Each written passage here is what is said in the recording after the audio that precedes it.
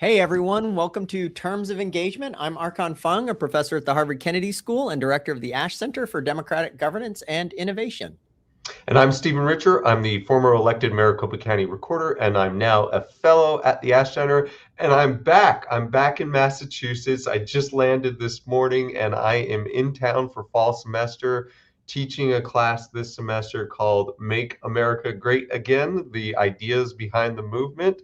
And I know that Archon, I think you're teaching the core curriculum ethics class. Is that right? In the spring, I'll be teaching that. I'm teaching a law and public policy class in the fall. So the students will be back pretty soon. Some of them are here already, but our classes haven't started yet. I'm excited to see them, but I'm also excited to talk about today's very important topic that is much in the news, and we have an absolutely fantastic guest who has really made a study of it over the past few months, over the past few years, actually. But before we get into that, a reminder that we are doing this live, and we do take questions in the chat, so please feel free to put them in, and Archon and I will do our best to respond to them and integrate them into the conversation. As always, we are speaking as individuals, not as representatives of Harvard University or the Kennedy School or even the Ash Center. And we should also mention this is a big episode for us. This is episode 50, so big 50. And we are internally kind of going through, kind of considering, looking back at the episodes, thinking about where we might go next. So it's a great time for feedback. If you have suggestions about guests or topics or overall directions and themes, please email us at info@ash.harvard.edu. What was the over/under? 5, 6? Is that what the line was? And we by getting above 6 episodes, we already proved a lot of editors wrong. It's all great. I couldn't see to 50. There's no. Yeah, I was just not thinking. Yeah. Well, I still like hearing from Archon. I don't know if he feels the same, but at least he has the patience of Job. And it's been a great ride, and it will continue to be. But moving on today's topic, we're going to talk about corruption today. We're going to talk about corruption in the Trump administration, consider whether it is similar to or different from corruption in prior administrations, what forms it takes, what the definition of corruption even is, and what the relationship between corruption and the health of democracy is. For those of you keeping score, the Center for American Progress Tracker puts President Trump's realized earnings in cash and gifts, that's not even including unrealized crypto and Trump media holdings, at $2.93 billion. So at the start of 2024, this tracker estimates President Trump's worth at $2.4 billion. It is now $6.3 billion, up more than $3 billion.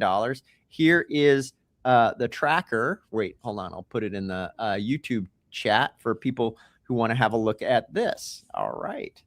Over to you, Stephen, for the intro. All right. Well, to discuss this, we have somebody you may have seen lately on MS Now or previously on CNN, and that is Amanda Carpenter, who is a writer and editor at Protect Democracy. Protect Democracy is a wonderful organization doing lots of things to the benefit of our American governance, our American representative democracy. Check them out.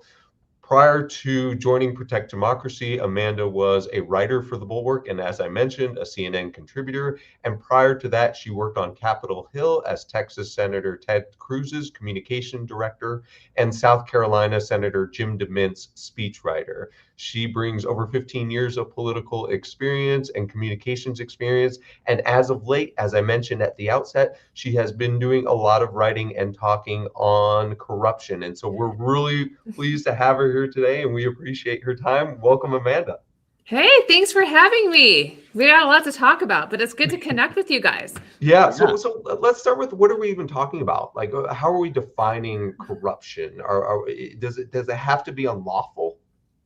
Yeah, corruption, I mean, I think the way it is defined is also the way the public just generally understands it intuitively. When a public official begins personally profiting off their official service, off their government service, like that's a pretty easy definition of corruption that people can understand. Like we also see this at companies, but it's the idea of that you are abusing the power that you have in your position to not put the country or the company first, but you're also putting your self-interest first. And is that inherently unlawful? It can be. I mean, but it doesn't have to be. But it doesn't have to be, right? Now, in the arrangements that especially Trump has set up in the executive branch, like you can see the conflict of interest. Conflict of interest is enough to potentially be corruptive. It doesn't always have to rise to the scandal of like, oh, we proved a quid pro quo exchange. This is bribery.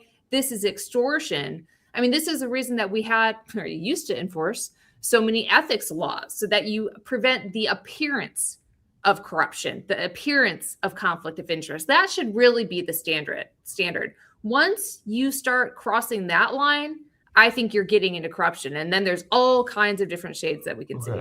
So before we got into this present era, talk a little bit about your time with Senators Jim DeMint and Senator Ted Cruz. What were the types of things that you avoided so as to not even give that appearance of corruption? Yeah. I mean, that seems like a totally different time. I still care. I used to really care about the Hatch Act, which is a rule for federal employees that we really took care to enforce, be conscious about when you were working, especially in an office for someone who's running for election, is that you don't use official resources, stuff that the taxpayer pays for political purposes. Like we were always thinking about like, how do we not cross that line? When I was working for Senator DeMint, he set up, a fund. We really worked on, off campus after hours, logging our time so that the taxpayer never paid for it. When he was trying to like endorse other candidates for competitive primaries, and he started a fund to do that. But we were so careful. Like there was a townhouse that we would go to and we'd make sure that our time was logged because those were the rules. You couldn't do that on official hours. And now that is that's out the window completely. You looked at the Republican National Convention held on the White House lawn. Every day when I look at the speech that is coming from people who are collecting a taxpayer salary it is so partisan, and many times indecent, and it is way clearly designed to get a competitive partisan political advantage. Those are the guardrails I would like to come back. Hatch Act should mean something again, but I'm afraid we have bigger fish to fry.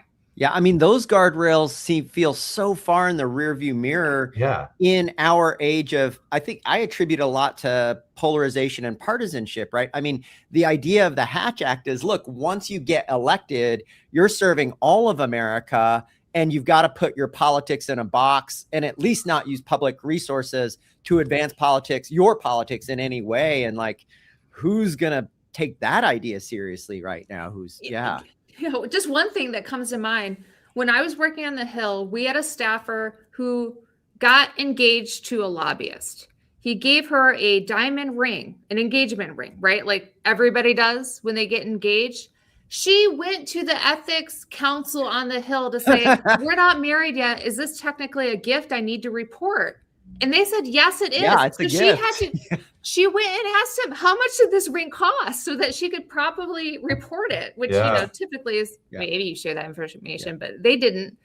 So she had to get the dollar value for it. And then you see Trump, what was it? It was reported recently, but it came up at the time, that Belgian diamond company gave him a beautiful ring encrusted in diamonds. There was a tariff against the country. They gave him a ring, has 45 and 47 on it. Clearly not designed to be gifted to the government when it's perfectly designed for Trump. Then the tariff was lifted. I don't know. Nobody cares about that, apparently. He's probably going to give it to the Smithsonian, I imagine, right? He needs to give it back. Well, so that is one of the things that past presidents have done is they've taken some of those gifts and they've put them in their presidential libraries for the benefit of the general public, presumably. But, I sort of wonder if that situation led to an awkward conversation between fiance and fiance, because if there was sort of if it's above $5,000, you have to declare it, but if it's not, and then you have to be honest if you bought like a lab created diamond or something, which was totally what I wanted to do originally, but then like my conflict-free diamonds, baby. It's okay. Yeah, I don't think so. How much of this is just a culture? Because obviously that staffer you described, that was an embedded culture. It wasn't that you had to go through the metal detector in the morning when you entered the senator's office and beep, it flagged her ring, and then you had to declare it. It's just she was sort of like aware of it. Definitely. Yeah, she was aware of it. The culture's not gone, right? I mean, when federal employees come to the Ash Center for a conference or anywhere, right? Any academic institution or any institution, and the meals cost more than the federal regulations allow, it's a small amount of money. I think it's like probably $40 or $50, maybe even less, right? For some of these. And they, have to make up the difference. That's part of the federal ethics regulation. In my view, that one is like too constraining, but still it's there and people respect it and they abide by it. I remember when those rules came down. I think it was maybe in 2007 or 2008. They enacted that. We came to know it as the toothpick rule. Could you eat the food off a toothpick like an appetizer? That was probably okay. But if it required a fork and knife, it probably wasn't. Though that's the way I was taught. That's a good heuristic. I'd never heard that. But the reason why we cared about it was, one, because we wanted to do our jobs well, but at least, for me, I was worried if I violated this and someone found it out and I was at a party where lobbyists happened to be paying for it, I would get in trouble. Like maybe it would be written up in the paper and then I would have to pay a fine and I wouldn't be eligible for public service again. Yeah. Right. So these laws mattered because they were believed to have teeth. Yeah. But now these laws are on the books, and if they're not enforced and you see everyone above you walking all over them, why would the young staff who are coming up in this culture have any reason to abide by it? Yeah. And for me, what I teach in political ethics to the master's students, a big part of it is a huge motivation for these constraints and these norms and these regulations is so that we in the public can have confidence that you working in government or you're her president or senator or representative are there because you're doing your level best to serve our interests as Americans, not to line your pockets. And then, as you say, the appearance of a conflict or a conflict of interest comes up is, oh, this thing may benefit me personally. Is that going to distort my judgment about what's good for America when I'm deciding on a regulatory license or, any number of issues? And so that's, for me, a huge reason why these norms and regulations are so important, is so that the 300 million of us Americans can have confidence that the people in public service are really there for public service, not to enrich themselves. So if we thought of corruption in sort of this previous version, whatever it was, 1.0, 2.0, as not working for a political cause or a political activity while on the government clock, not accepting an inappropriate amount of in-kind services or foods or gifts. What are we talking about today? And maybe some concrete examples, because it seems like you can open the New York Times any day of the week and you can hear a corruption at least adjacent story. And even in the chat box we see going here, we see Qatar plane, we see Hunter Biden, growth of net worth, we see Hunter Biden using his influence or using his dad's reputation. If you could sort of capture corruption as you're seeing it today, are there one or two or three examples? Yeah, I would say nepotism has always been a problem, but in terms of looking at the corruption in the Trump 2.0 era, it's been hard to kind of categorize it and get your arms around it. But I can tell you the 5 categories that I sort of tend to bucket themselves into. And largely I pick them because I think there's potentially recourse to claw the money back in these buckets. So maybe I'm not including everything, but these are the big ones where I think taxpayers have a legitimate complaint to pursue it. And there's a potential for oversight later. So the first one is contracts, like all the no bid, shady federal government contracts that are being handed out right now that ultimately I think cheat the taxpayer because we're not hiring the most qualified people and not getting the best services that are possible. And the reflecting pool is not a lot of money, but it's captured the imagination in that. Yeah, I mean, the it is a lot of reflecting money, pool but is not the if you're the ultimate- federal government. Yeah. Absolutely. When people say, why does corruption matter to like the taxpayer? The corruption in the reflecting pool is the best example because everybody has seen it. This was a project that nobody asked for, that nobody wanted except for Trump because it was his little pet project. They hired a contractor through loose, shady connections that were not qualified for the job. They did not do the job. So who's paying for that? The taxpayer. It was supposed to cost a couple $1 million. Now it's $14 million. We're probably going to have to reline it like 3 or 4 times over at this point.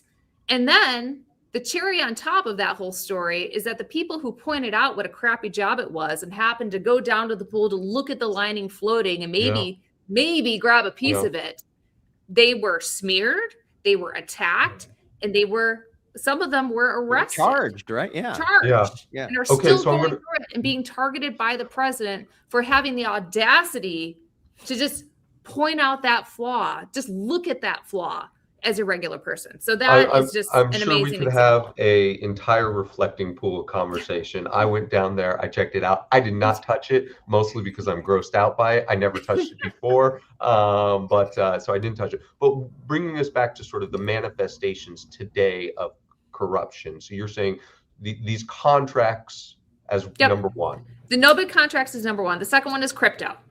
Crypto, the arrangement that they have established, that they have set up, it is the ultimate dark money machine where all kinds of shady, even foreign actors can just dump money into the president's family account. They are just dumping money. It's meant to not be traceable, not easily understood by the public. And we know from reporting that people who have donated, invested generously have gotten favors directly from the president. We are talking about pardons for the Binance founder. We're talking about SEC investigations that were lifted for the crypto billionaire Justin Sun. We're talking about the UAE link firms, which generously invested in stablecoin. And then after that investment was made, they got the ability to sell their chips in the way that they were seeking from the Trump administration. So you can connect those dots right there. In the crypto industry, because it's like newly emerging, people don't totally understand it.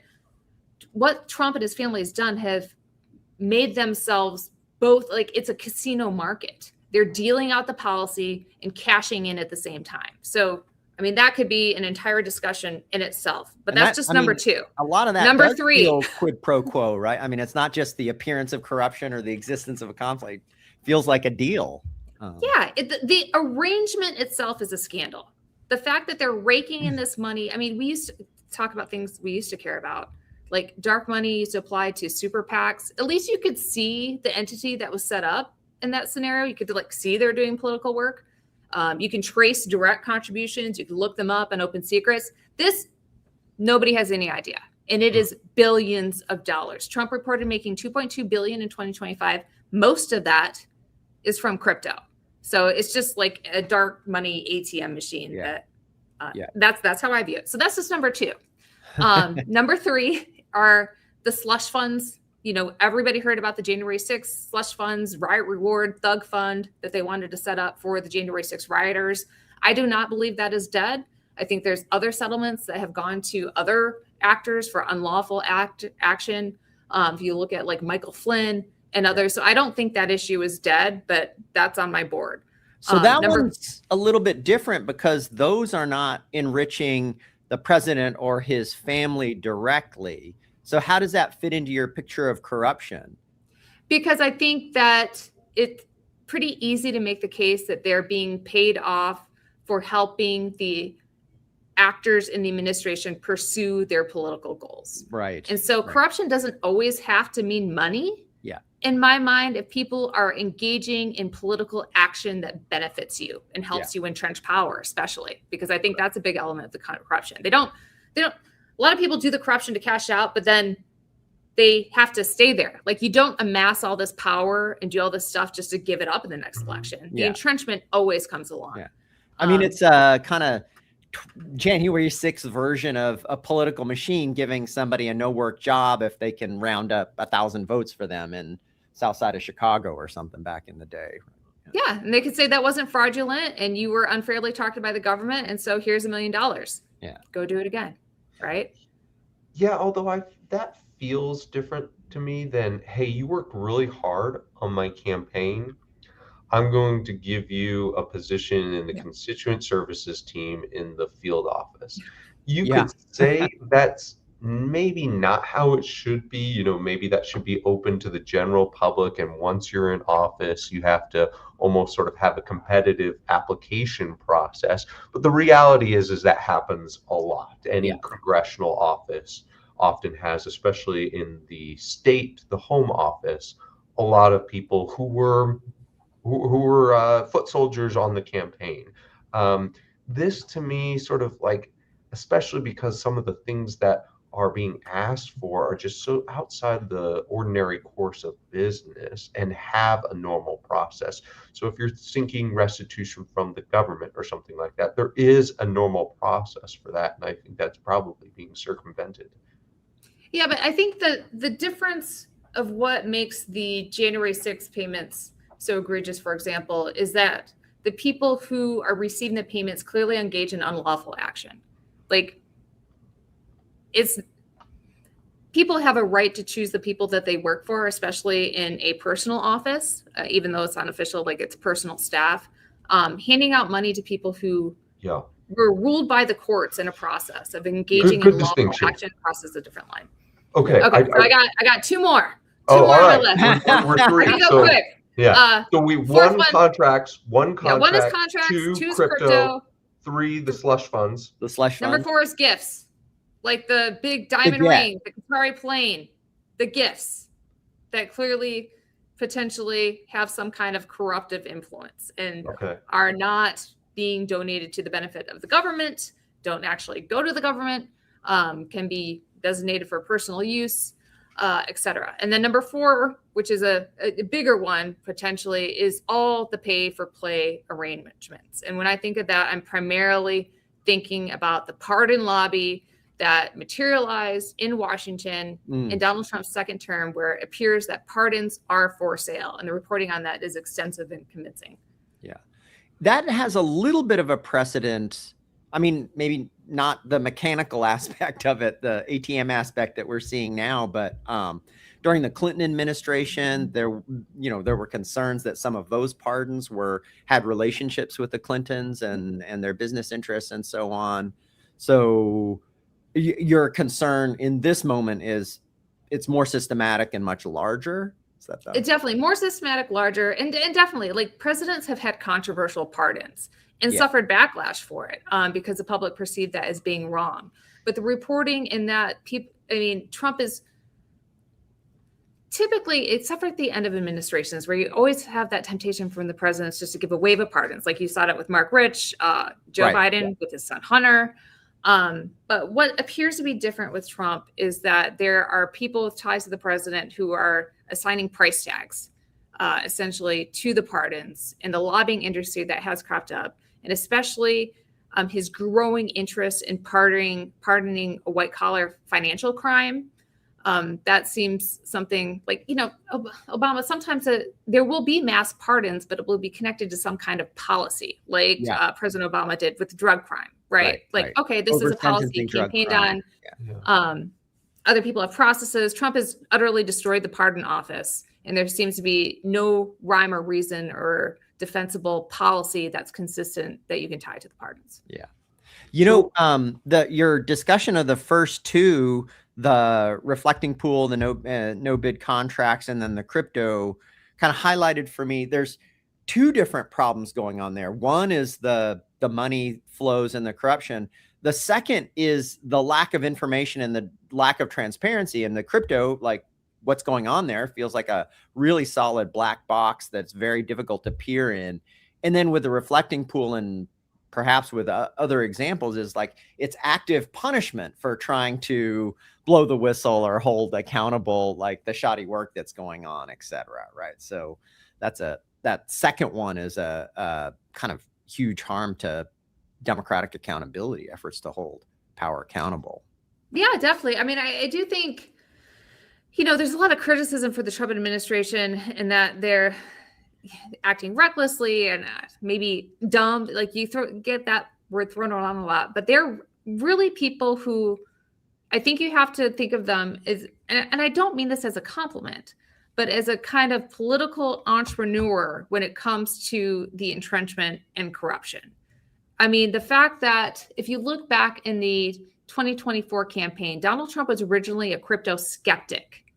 Joe Biden's, the SEC under Joe Biden was being pretty tough on the crypto industry as it was emerging. And somewhere in there, they realized that there was a huge opportunity, that if they wanted to be the champion of crypto, there was a ton of money to be made. Not only was there a ton of money to be made, but there was a ton of money who were willing to donate to the political process to support their champion. And so Trump gave a speech in Nashville that summer where he essentially said, we are not going to prosecute these crimes. I am your guy. I am all in for this. And the crypto industry rallied behind him. And an element of that is just traditional politicking, right? Like you see a market, you want to go for it, but the promises to drop crimes, to pardon people who are pardon people who are charged with things like money laundering and drug trafficking around the world was really eye-opening at the time, but it flew completely under the radar because, again, I think they make the industry more complicated than it should be, but this is just like dark banking. That's it. It's not, you don't have to make it super complicated. That was pioneered by people that wanted to hide their money from governments. And listen, there's good reasons for that. I still got the conservative bones in my body. Nobody likes to pay taxes. I understand all that. But when it's people committing crimes that want to hide their money from the government, you should be very skeptical of people that want to get involved in the industry. I appreciate that framework, those 5 buckets, and I think it's a good vehicle through which to read future New York Times stories. But I think the more interesting questions are, do people care?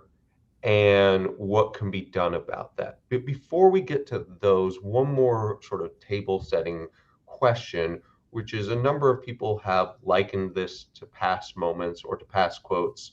Monty Murchie put in the chat, George Washington Plunkett, a Tammany Hall person, said, I seen my opportunities and I took them. So what do you say to somebody who says, yeah, there's corruption, welcome to government?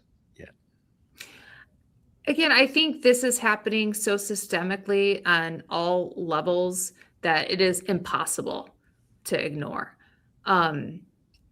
When Donald Trump was elected in the second term, we knew corruption was going to be a problem, but we imagined it on the scale looking back at his first term. It was like, okay, like he's probably going to push investigations and he's probably going to try to extract, support from companies in exchange for regulatory favors. And yes, pardons are going to be a problem.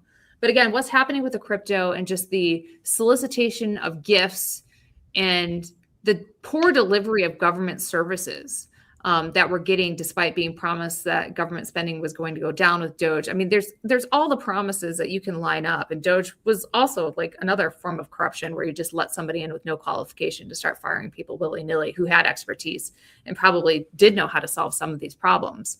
But you were seeing this show up in the polling. Like, I thought corruption was going to be a harder sell because it was going to be about these like little issues that are like, oh, who cares about norms? Like, shut up about the Hatch Act, right? Now you are seeing the Trump family rake in billions of dollars. And people are like, why? Are you doing a good job for me? And so corruption is starting to pop up in public polling. And I do not think it's going away.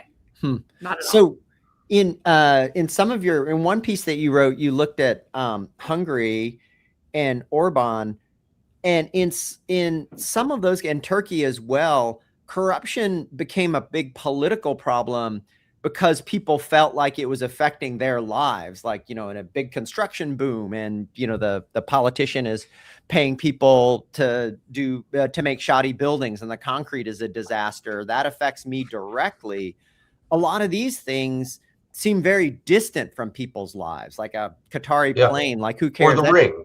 The ring is not the nexus to making government services worse for the ring is pretty attenuated. Yeah, and it doesn't affect my egg prices or what I'm paying at the pump, or, I mean, it might affect, it might actually affect a food infection in the lettuce thing, but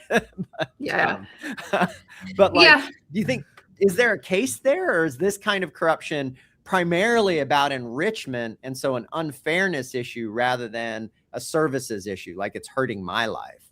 Yeah, frankly, I mean, leave the politicking to the politicians. And, I think Democrats really believe you have to tie it to affordability.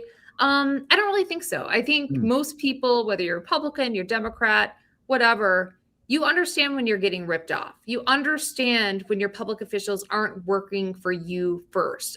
One of the weird ways you kind of see this materialize when people look at the Iran war, like they don't understand why we're in this war, what they're getting out of it. And so they start to, for better or for worse, try to fill in the gaps with reasons why. And it's like, well, is he making money? It's like, yes, he's making more money than any president has in history while he's in office. And so I can't tell you how voters are going to tie that together exactly, but I do believe there is concern. And it's very clear that, at least by Donald Trump's own standard, the promises that they set out are not being fulfilled. And so what are they doing? And I think people can very easily fill in those gaps when they see the numbers and the amount of wealth that is being generated by the people in power. Yeah. Archon, what does the comparative politics literature say on that? Is that something that will drive electoral change? You guys have both mentioned Hungary. I think people are grabbing onto that, but that election was probably about many things. Some people cast as a referendum on Orban's corruption and the inability to get things done. We have a colleague here at the Ash Center, Archon, who says Berlusconi, everyone knew that he was fraudulent or that he was corrupt, and that there was lots of pay-for-play stuff going on in the Italian government, but that wasn't what ultimately brought about his downfall. Do you have any sense of sort of like where the body falls writ large? I don't. I know that, I mean, in the Hungary case, the opposition very much campaigned on anti-corruption issues, and in other contexts as well, corruption can become a crystallizing issue for opposition politicians. Here, I worry that that's a little bit harder because of the high polarization. And so President Trump's supporters will say, yeah, there's lots of corruption and it's on all sides. So, getting rid of him isn't going to help the corruption problem per se. So that's, that's the kind of the polarized division thing, I think, may make the corruption as a campaign issue harder to stick. But I don't know, the future will tell. Okay, so let's take it into the arena where facts and law do seem to still matter, at least to an extent. Maybe not in elections or on Twitter or the like, but in courts. And I think a cynic, which I'm getting a sense of that from, say, Peter Goforth in the comments, which is, I don't know if we can move people on this. I don't know if we can convince them that this is completely out of scope of what's been done in the past. And this isn't just your normal sort of Obama did this, Clinton did this, George W. Bush did this, and now Trump's doing this. But so if you can't convince those people, then the only remedy is legal recourse. What is available there? And are people already suing on this or whatever? Yeah, I do think there's a lot of factors. Does the immunity kind of provision, and the president himself is not subject to a bunch of federal anti-corruption legislation and conflict of interest regulation. So yeah, what is the recourse, if any? Yeah, well, just on the political question about whether people will be animated by it. Again, I don't work for a political party or anything like that, but I can tell you, if you look at some of the Democrats on the campaign trail or positioning themselves protect particularly, I'm thinking of John Ossoff. Mm. He's testing out those messages, and he's getting a good response. Chris Murphy in the Senate gave a lot of, I thought, really good, hard-hitting speeches trying to build the case on it that did get some reach, which is hard. Working for previous U.S. senators, it's hard to do. So I do think people are testing it. Go give them a look, see if you find it convincing or not. And so there are, people in the minority party. I don't want to say Democrats, because it doesn't have to be partisan. Like, any Republican could grab this issue too, because I do think it is going to be so compelling.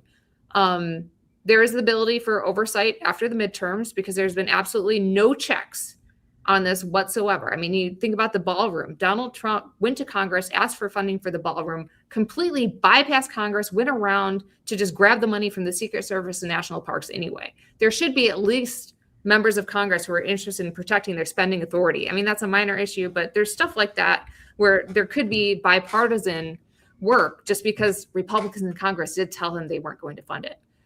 So there will be ability for some oversight after the midterms. I don't know where that's going to go, if it's going to be effective. Depends on if they get gavels or not. But one vector where I am interested in is you got to consider the fact that when it comes to bribery or corruption, it's not just done by one party. Donald Trump can put a for sale sign in front of the Oval Office, but these CEOs are lining up to pay their way in. You've seen, Apple go there and give the gifts.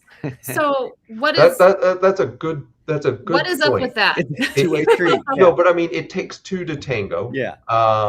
And now they might characterize it as like, hey, we didn't know this was an avenue through which we could exert influence. Yeah. Like, we're rational actors. We do what's best for our corporation, and that this is now an avenue. I would say if it's unlawful, you still shouldn't do that. If it's just sort of like, wasn't kosher previously, then I think that's a different conversation. Yeah. And but I think we're responsible to our stockholders, and we need the federal government to be nice to us.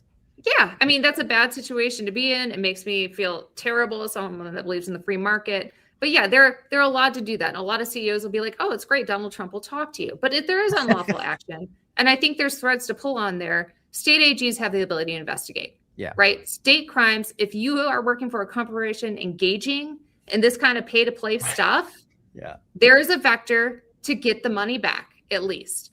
And so I think state AGs could be a lot more animated, or at least sending the message that we will look into and prosecute these kind of crimes.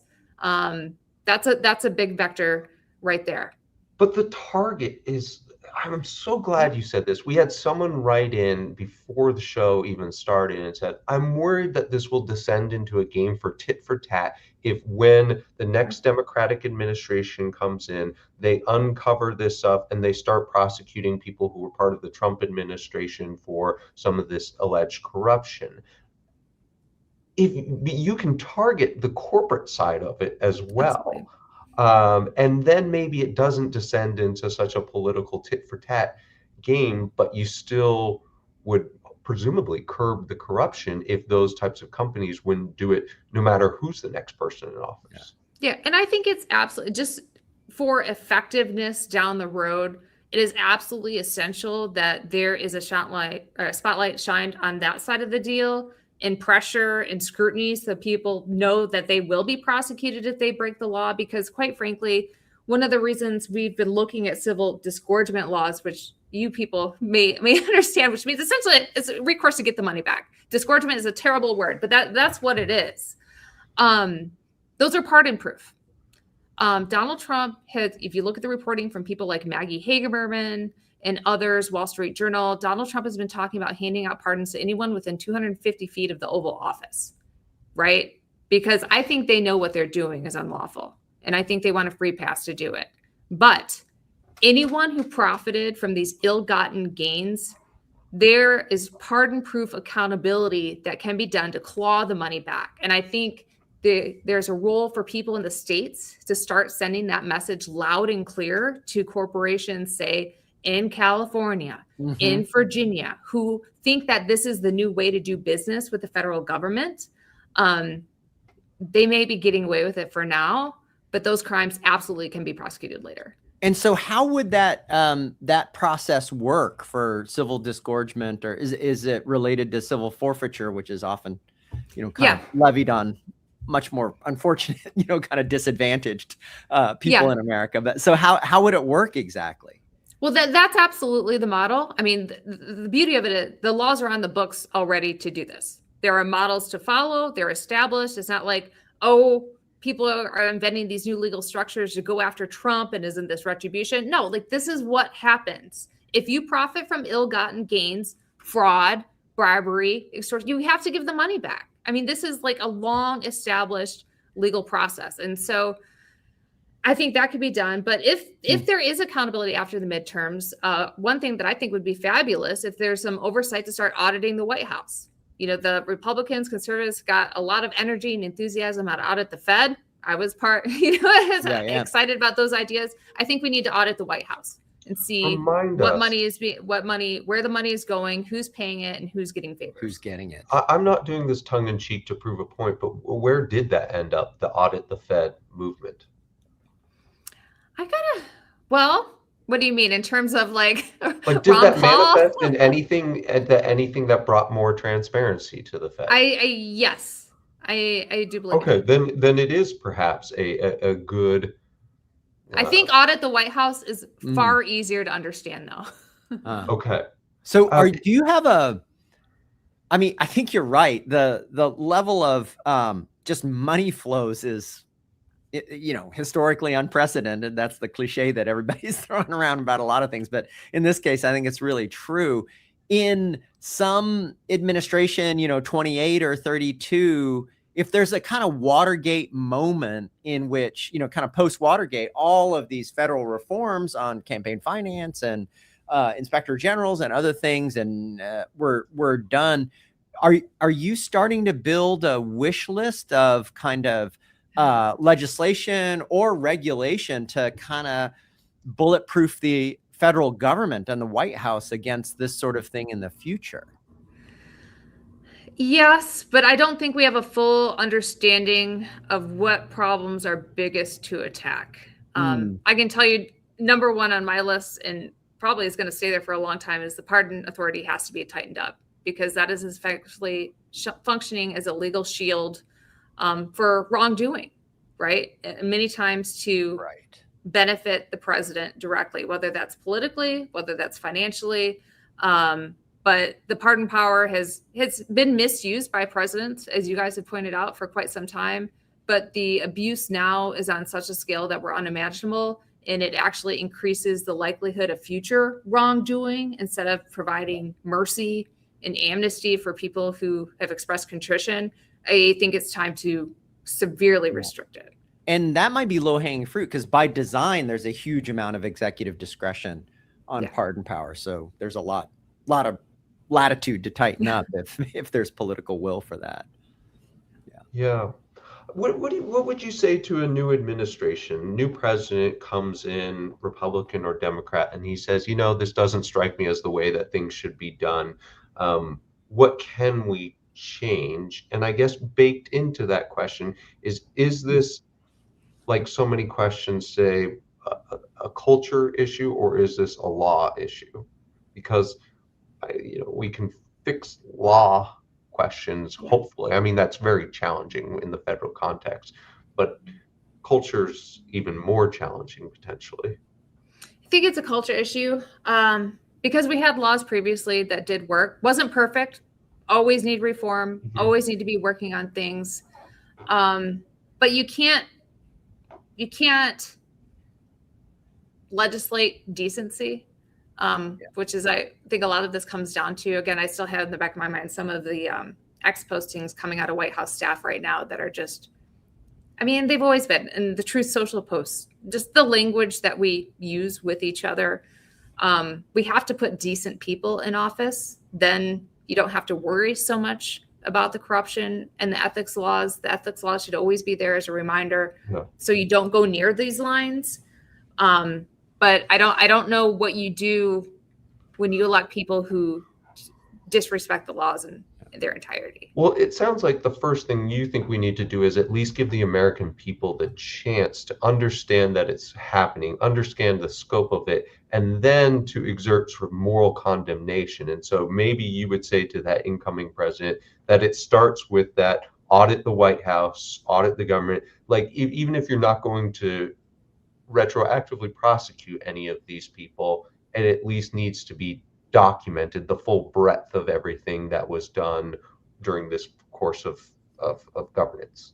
Yeah, and I think that could potentially start off the midterms. I mean, there's no way to right the ship unless you clearly understand what went wrong and you explain to people why we have to make these changes to protect you, not only the economy, our national security, our liberties, our freedom. I mean, so much of this, I mean, if you go to like the unlawful ICE deployments and the Americans that got killed as a result of that. I mean, there's so many things. Like, I don't think it's difficult to explain to the regular person why it should matter to them. I understand it's an afterthought for many, but through a robust political process where there were people connecting with people every day and trying to earn their vote in a meaningful way, I don't think it's actually that difficult. Yeah. I think you're both right. Culture and the norms are really, really important in rebuilding those. I can't remember quite the quote, but I think it was in the first Trump administration when he said, "I'm the president and I can't have a conflict of interest." Yeah. Right. So there's just like a fundamental Article 2, I can do whatever I want. Moral misunderstanding about what a conflict of interest is and who can have it and who can't. We all can have it. Right. And so I think like teaching people that and making it more of a public discussion and making an expectation of public leaders is really important. And I don't know, in this administration, part of what we haven't talked about so much is kind of the brazenness of it. Like prior administrations would have been, maybe they did things that were, on the edge, but they knew it was on the edge and they felt bad about it and embarrassed and maybe tried to conceal it a little bit more. But here it's no, it's my prerogative here to enrich myself, which feels a little bit different. Do you feel like it's more upfront in a way and less embarrassing? Yeah, I do. And one of the defining characteristics of Trump and how his presidency is unfolded is the shamelessness. And I don't know if that's directly a Trump thing or it's become more accepted because that's sort of the ethos of the internet where you can be your most bombastic self. And that is how you get engagement and attention and dominate that attention economy. In backing down, apologizing, pivoting is a sign of weakness. It's a mix of those two things, but culture, the good news, culture can change again. Hopefully for the better, not for the worse. Okay, my last question is going to be unfair, and it's going to be a psychoanalysis question. Why is Trump doing this? He's in his 80s. He's very well off. He was well off before he entered the White House. His family's going to be fine. They're going to have all the money to do whatever they want. He's going to go down as one of the most consequential people in the world for the last 50, 100 years already. Why do you think this is? I mean, why did he want to build the biggest towers in New York? Like, why did he put his name on every building? Like, why has he always been this way? I mean, I don't understand. But I do think one of the biggest changes that really doesn't have to do a lot with the corruption, but does some, is that I think in the second Trump administration, they got a lot more interested in boosting his international standing, especially with like the creation of like the World Board of Peace, where he gets to be the forever chairman, and the direct dealing with global partners. I think there's something in trying to be bigger than America at this point that I think he and his family have been positioning towards. I can't give you the emotional motivation for that, but I do think that is why the corruption has gone a little bit more global and is part of the interest of crypto, especially. Yeah. I mean, you just often can understand it a little bit more with some of this municipal corruption. Like you're not living this grand life sort of thing, and like $100,000 here, Like a trash $100,000 there, contract. Yeah. like has a material impact on what you will do post elected office. I don't think that the president's life was necessarily going to change all that most post elected. Maybe I'm wrong. Maybe there's some grand plan that he has that he wanted to, that he could only implement if he gets to $5 billion net worth. But or he gets the arch, the ballroom. I mean, it's all, I don't know. Admire my greatness. Yeah. All right. So my last question, Amanda, is, well, I guess twofold. One, what should people do? What would you ask ordinary voters? I mean, the crypto stuff, the pardon economy seems so up here. I think you're right. Probably a lot of people are pretty angry about the unfairness and the corruption that's going on. So what would you ask people to do?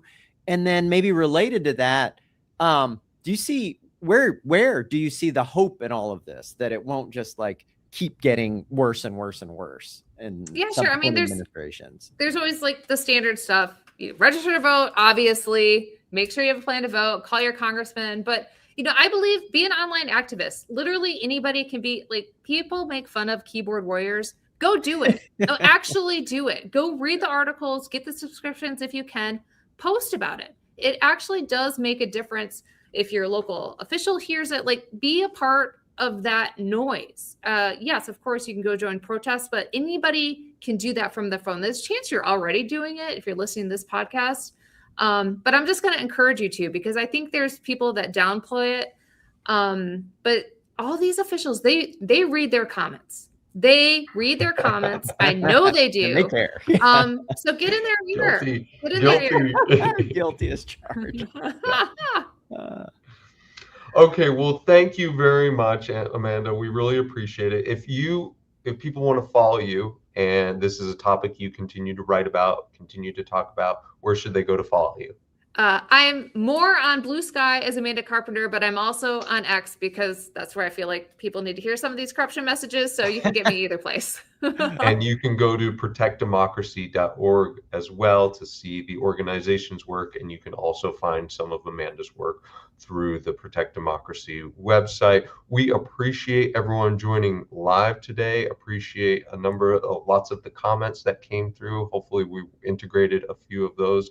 And then we appreciate those of you who are listening to this later. We will post this, as always, to YouTube and to all streaming platforms. We appreciate, in addition to Amanda, the team that puts this together, Ralph, Colette, Courtney, and Evelyn, and Archon. And thanks everyone for sticking with the show and through our 50th episode, and especially to the ASH team for making all of this possible. And thanks, Amanda, for spending some time with us and enlightening us about the level and dimensions of corruption that are happening right now in our democracy. You bet. Happy 50th. Thank you.